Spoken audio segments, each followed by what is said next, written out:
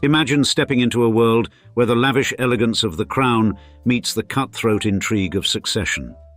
A realm where fortunes have been amassed, power is inherited, and every detail speaks of generations steeped in tradition. Indeed, you could do just that if you walked through the gilded doors of the royal family of Monaco's most exclusive estates, where Hollywood icons have dined alongside true royalty, and the very walls are steeped in nearly 900 years of history.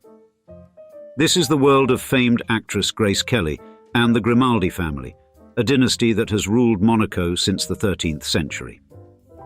In today's episode, we'll take you on an extraordinary journey behind the scenes, offering a rare glimpse into the opulent, old money mansions of the Monaco royal family, homes that have witnessed royal weddings, state affairs, and the quiet moments of a family whose name is synonymous with wealth, power, and enduring legacy.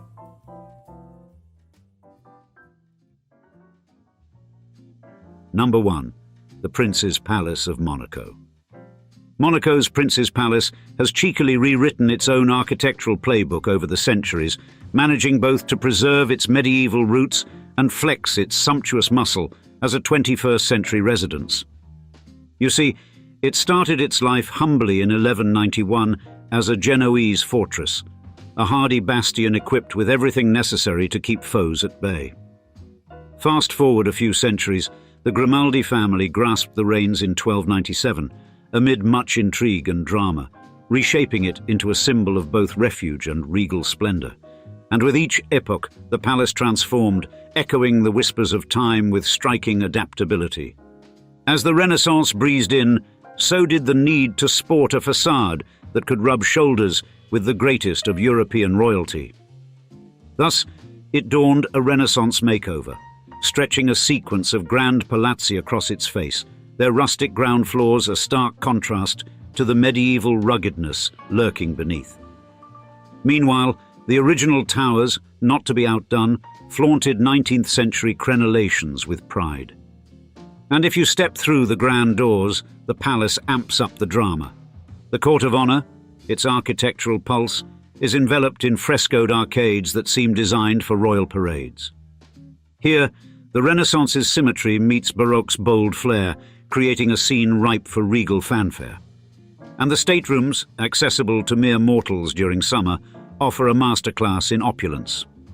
For instance, the Gallery of Hercules, with its grand decor, stands ready for royal receptions, encapsulating the palace's flair for the dramatic. Then came the 1950s, injecting a dose of unapologetic glamour with Prince Rainier III at the helm, and Monaco soon became akin to a film set, with Hollywood's elite stepping through its doors. Indeed, the marriage of Prince Rainier to the enchanting Grace Kelly not only celebrated a union, but also rebranded Monaco as a beacon of allure, spotlighting the palace on the global stage. Thus, their civil ceremony within these walls marked the beginning of a new glamorous chapter. And Grace Kelly, with her impeccable taste, wasted no time in dressing the palace in a blend of Monegasque tradition and American modernity. From the salle de garde's cool blue tones to the chic palace pool, her touch brought a sense of approachability to the once intimidating grandeur. Certainly, her style breathed new life into the palace, managing to keep its historic dignity intact while steering it into a new era. Her tragic departure in 1982 did little to fade her influence. If anything, it cemented her legacy deeper within the palace's stone-clad heart. Today, the Prince's Palace stands as a stone symbol of the enduring allure of Monaco's royal family, offering a living narrative that spans from medieval strength to modern-day splendor. Number 2. Château de Marchais. Tucked away in the lush green expanses of northern France, not far from Laon, Château de Marchais emerges as a striking example of 16th century splendor. And this estate has kept a watchful eye on the unfolding of history from its vantage point, surrounded by lawns so meticulously kept they could rival any royal garden. For generations now, the illustrious Grimaldi family of Monaco has claimed this architectural treasure as their own. and we can only imagine the stories these walls would spill if they were so inclined. You see, the chateau itself is a refined blend of French Renaissance architecture, with just enough flair to reflect the distinctive tastes of its royal occupants. It exudes elegance, subtle yet unmistakable, and while it boasts ample grandeur, it manages to do so without tipping into the realm of excess.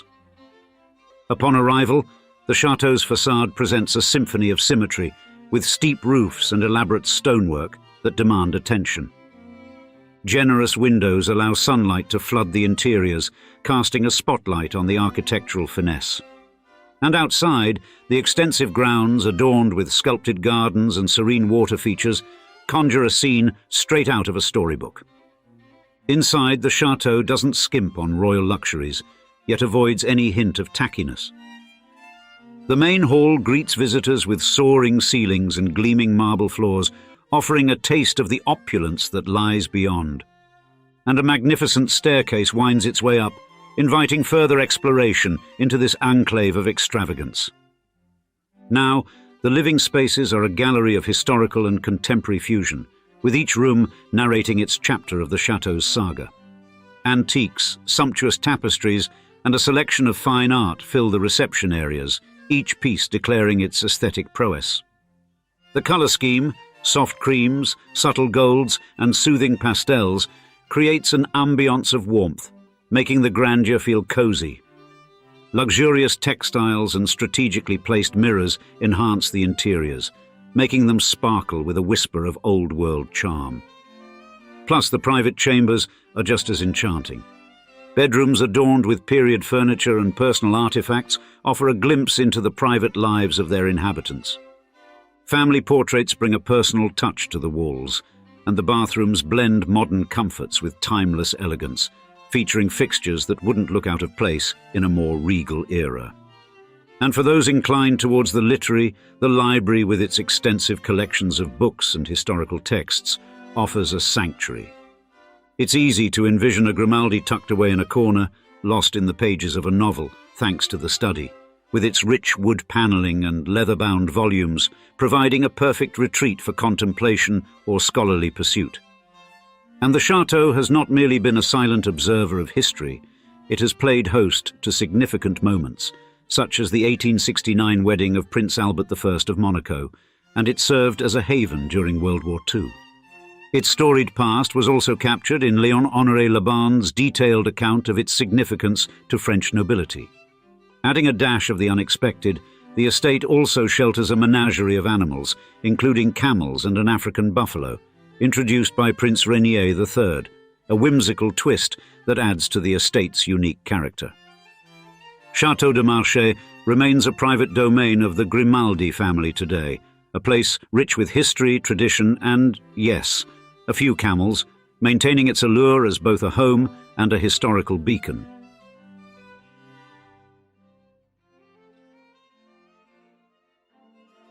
Number 3. Villa La Vigie. At Villa La Vigie, you don't just get a glimpse of the Côte d'Azur, you get a front-row seat to a riveting spectacle of luxury that only the south of France can orchestrate. Placed neatly in Roquebrune-Cap-Martin, this historic property doesn't merely occupy space. It commands it with a blend of architectural elegance and an aura of exclusivity that is palpable from the gates to the grand terraces. Constructed in 1902 for the dignified Sir William Ingram, Villa La Vigie emerged during the Belle Époque period, a time when architectural opulence wasn't just desired, it was expected. And the villa's layout, adorned with neoclassical flair, marble columns standing guard like sentinels, ceilings that stretch almost to the heavens, and fireplaces grand enough to host a small gathering, whispers tales of sophistication and luxury. Add to that the parquet floors, and you're walking on the same paths that history once tread. This villa, however, is more than just a pretty facade. Its strategic perch offers sweeping views of the Mediterranean Sea, painting a canvas of blue that shifts with the tides and time of day, enhancing the already staggering beauty of the site and amplifying its historical significance. Then, in 1952, this architectural jewel caught the eye of the Société des Bains de Mer, a group with ties as close to Monaco's royal family as secrets are to scandal. The SBM acquired the villa with visions of restoring its post-war dignity. World War II had repurposed it into a German observation post, its gardens marred by trenches and barbed wire. This restoration marked a chapter in a continued commitment to preserve the cultural heritage of Monaco, a task the Grimaldi family holds dear. Now, the villa's vast interior spans over 600 square meters and is spread regally across 3 levels. It features 6 bedrooms, 4 bathrooms, and not 1, but 2 dressing rooms, because why choose between an evening gown and a cocktail dress when you can comfortably house both? And the ground floor is an ode to grand entrances and fine dining, boasting a living room that spills onto an expansive terrace, perfect for those evenings when inside seems like an outrage too great against the backdrop of the setting sun. Rolling over into the late 20th century, and Villa La Vigie found itself playing host to none other than Karl Lagerfeld, fashion's prodigal son. From 1986 to 1997, Lagerfeld transformed it into his summer haunt, pouring $14 million into renovations that included a staircase to rival those of ancient chateaux and a garden that could easily be mistaken for a slice of Eden. Once a bastion of privacy for Lagerfeld, hosting shoots and shielding him from the prying eyes of the paparazzi, Villa La Vigie today serves a different purpose. No longer the private hideaway of Monaco's royals or legendary fashion designers, it has morphed into a venue for exclusive events and a luxurious rental retreat. With amenities like daily housekeeping and continental breakfast, not to mention access to the Monte Carlo Beach Club, it promises a stay that's as steeped in luxury as it is in history.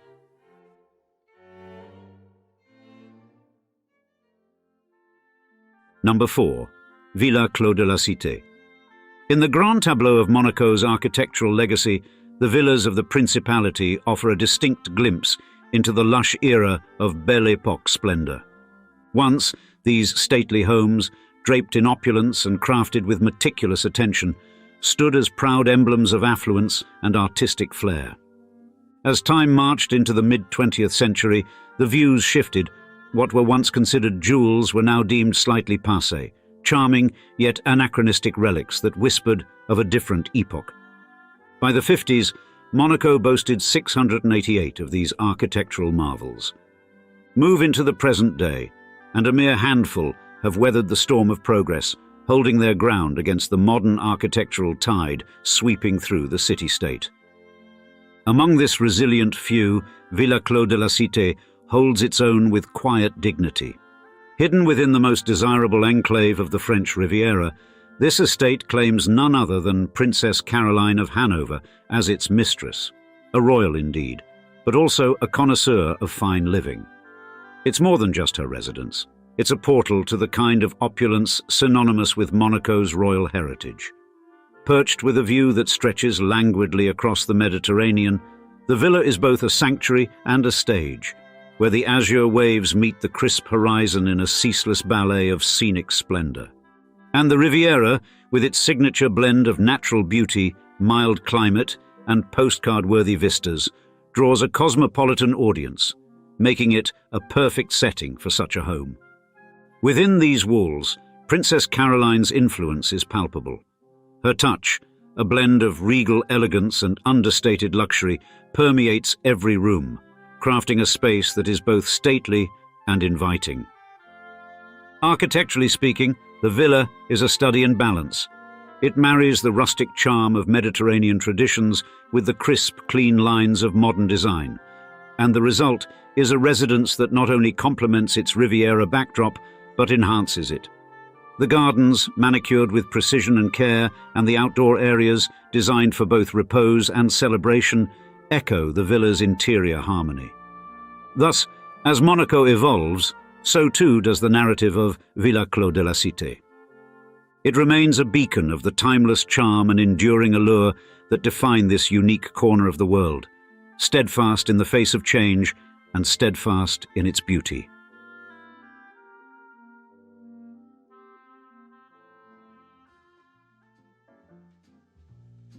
Last on our list of old money mansions related to Monaco's royal family is Drimulra Cottage in Ireland, a location that holds a special place in the hearts of many, not least because it links the effortlessly elegant Grace Kelly to her Irish roots. Located near Newport in County Mayo, this quaint cottage stands as a relic of the past, whispering stories of Kelly's grandfather, John Peter Kelly, who left these green shores for America in 1887. And it was here, in this modest stone sanctuary with its sharp gables and stout chimney, that Grace Kelly reconnected with her lineage during a 1961 state visit alongside her husband, Prince Rainier III of Monaco. You see, the owner at the time, Ellen Mulcrone, went all out, transforming the cottage into a domicile worthy of royalty, with freshly baked treats and spotless interiors. Such preparations were fitting for a woman who captured the essence of poise and dignity. And the cottage itself, divided into 3 compact rooms, presides over the Leg of Mutton Lake, offering vistas that encapsulate the serene beauty of the Irish landscape. Though now a shell of its former self, the ruins of Drimulra Cottage continue to draw those keen to trace the steps of Monaco's beloved princess. But the story of Grace Kelly's connection to this land doesn't stop at mere visits. In 1976, she purchased the 35-acre plot, nurturing dreams of constructing a holiday retreat.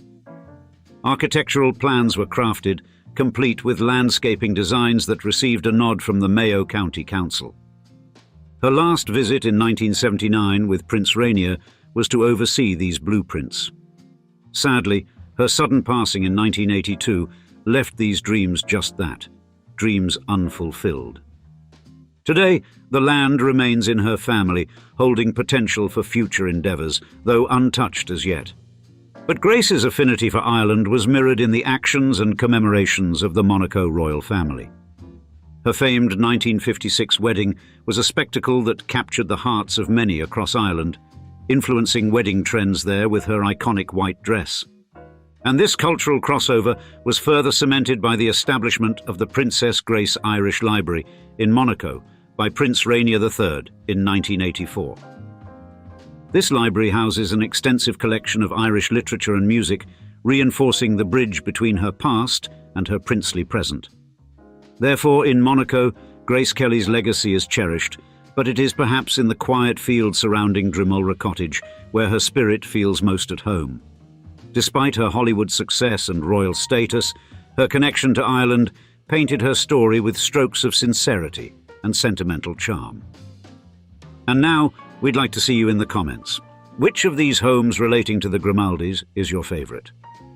We love hearing your opinions, so don't be shy and leave your thoughts below. With that said, thanks for joining us on another episode of Old Money Mansions, and cheers until next time.